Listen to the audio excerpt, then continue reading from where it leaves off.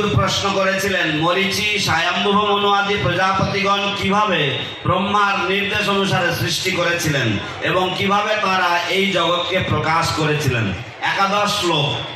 স্বদ্বিতীয়াহা কিমসৃজন স্বতন্ত্রা উত কর্মসু আহস্বিত সম্হতাহ সর্ব ইদম স্ম সমকল্পয়ন।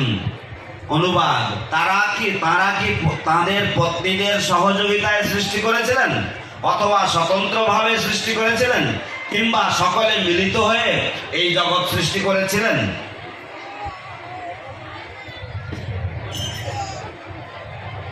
12 নম্বর শ্লোক।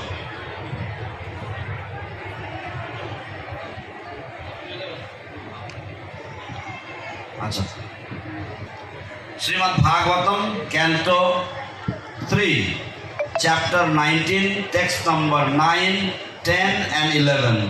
Text number 9 does not have a purport. Text number 10 has a very small purport, and text number 11 also does not have any purport. So, translation to text 11. O saintly Vidura, while his enemy looked on,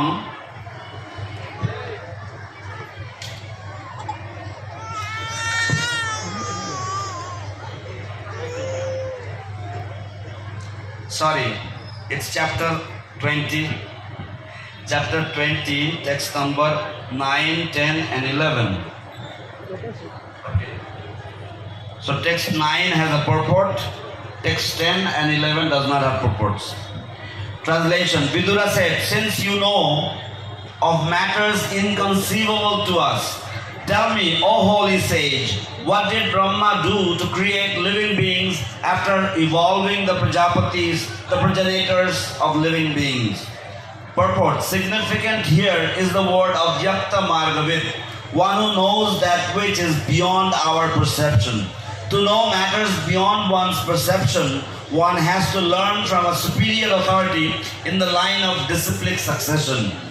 Just to know who is our father is beyond our perception.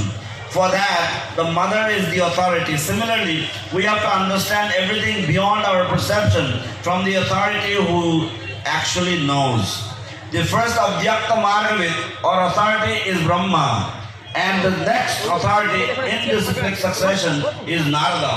Maitreya Rishi belongs to that disciplic